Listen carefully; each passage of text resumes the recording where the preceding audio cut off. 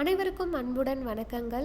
இன்றைய திருக்குறள் அதிகாரம் 49 காலமறிதல் அப்படிங்கிற அதிகாரத்திலிருந்து குறள் எண் 483 தான் நம்ம பார்க்க போகிறோம். ஒவ்வொரு நாளும் ஒவ்வொரு திருக்குறளை கண்டிப்பாக படிங்க, கேளுங்க. இன்னும் யார் யாரெல்லாம் நம்மளோட சேனலை சப்ஸ்கிரைப் பண்ணலையோ கண்டிப்பாக சப்ஸ்கிரைப் பண்ணி வச்சுக்கோங்க. ஒவ்வொரு நாளும் ஒவ்வொரு திருக்குறளை கற்றுக்கங்க. கண்டிப்பாக உங்களுடைய வாழ்க்கை மாறும். இன்னையோட குறள் பாருங்கள். அருவினை என்ப உளவோ கருவியான் காலம் அறிந்து செய்யின். அருவினை என்ப உளவோ கருவியான் காலம் அறிந்து செய்யின். அருவினை அப்படின்னா அரிதான செயல். அருவினைனா என்ன? அரிதான செயல். என்ப அப்படின்னா என்று சொல்லப்படுபவை. உளவோ அப்படின்னா இருக்கின்றனவா. கருவியான் அப்படின்னா சாதனத்தால். காலம் அப்படின்னா பொழுது. அறிந்து அப்படின்னா தெரிந்து. செய்யின் அப்படின்னா செய்தால். இதோடைய விளக்கம் பாருங்க. செய்யும் செயலை முடிப்பதற்கு வேண்டிய கருவிகளுடன் ஏற்ற காலத்தையும் அறிந்து செய்தால் அரிய செயல்கள் என்பவை உண்டோ. அரிய செயல் என்று எதுவுமே இல்லை.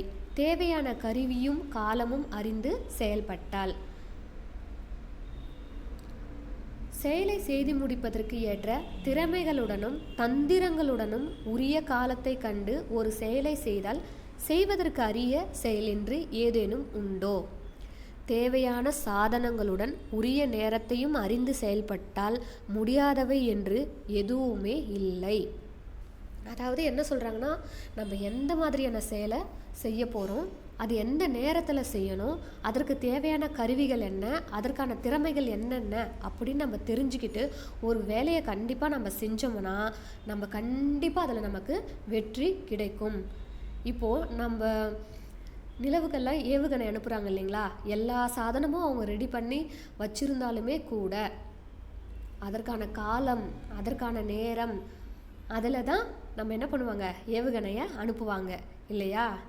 அப்போ தான் அது சரியான நேரத்துக்கு போய் நம்ம இலக்கை அடைய முடியும் அப்படின்றது அவங்களுக்கு தெரிஞ்சிருக்கு. நிலவுக்கு ஏவுகணை அனுப்புறது சாதாரண விஷயம் இல்லை இல்லையா. அது ஒரு அரிதான, கடுமையான, ரொம்ப காலம் எடுத்துக்கக்கூடிய ஒரு செயல். அப்படியாப்பட்ட செயலாக இருந்தாலுமே கூட நம்ம ஆராய்ச்சியாளர்கள்லாம் என்ன பண்ணுறாங்க, அந்த நேரத்தில் இந்த டைமில் நம்ம இதை சரியாக செஞ்சோம்னா இந்தந்த திறன்களெல்லாம் இருக்கணும், இந்தந்த கருவிகளெல்லாம் இருக்கணும் அப்படின்றத சரியாக அவங்க பண்ணுறதுனால மட்டும்தான் அதில் நம்மளால் வெற்றி அடைய முடியுது. அதைத்தான் அழகாக திருவள்ளுவர் இந்த குறளில் சொல்லியிருக்காரு பாருங்கள். அருவினை என்ப உளவோ கருவியான் காலம் அறிந்து செய்யின். அருவினை என்ப உளவோ கருவியான் காலம் அறிந்து செய்யின். நன்றி.